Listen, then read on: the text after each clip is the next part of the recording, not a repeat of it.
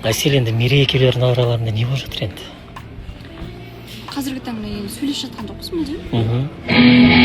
Сол тема сол жерде бітсін. Айтатынымызды айттық, шештік. Болды. Көкпелі емес, ренжілі емес. Өкпелі емес болды. Главный ақылым жаңағыдай. Салып жүрсе болды. Маған керек емес, мен бұл жерге ақыл іздеп келген жоқпын. Жігіт іздеп келген. Демек, болашақта құрбы да болмайсыздар. Жоқ, болашақта араласқым да келмейді, шыны керек бар ғой. Неге? Білмеймін. Ал біздің кезек сұрағымыз ол менімен кеше сөзге келіп қалған Арманға. Бір жерден шықпаған десеңші, сөзге келгеніміз.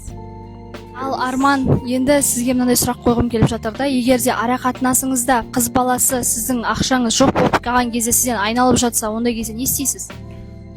Именно ақшаға келген кезде ма?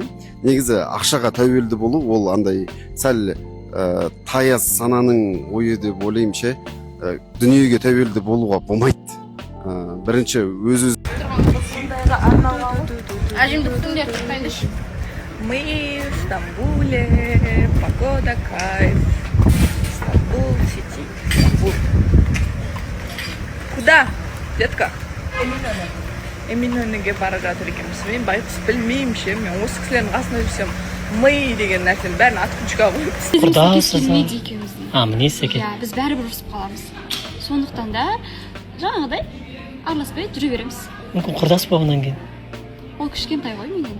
Неше жас сен? 2 жас арамыз. Енді. Бір 20 жаста айтты ғой. Жоқ, нақты шешім араласқым келмейді. Мәселені шешіп алыңдар, болды. Шешіп Ақ-қарасын алдық, шешіп алдық, бір-бірімізбен енді тек қана енді бір студияда отырған қатысушылар. Қатысушылармен Түсінікті ғой. Әйтеуір өздері аппарат сол жерлерде мен де жүремін. Бірақ енді тағы да бір дүниені атқучка қойып тастағым келер еді, егер маған салса. Ақша деген дүние. Бірақ маған салмайды да ол дүниені. А так нормально бәрі. Скажем, Эминөнүне бар. өзіңді сыйламау. Ақшаға бол адаммен араласатын болса. Екіншіден ол, мен тықсаңызшы болмаса, сен қатты тақаватсыз. Сол, ол андай сананың таяздығы деп ойлаймын, енді ақшаны бірінші орынға қою.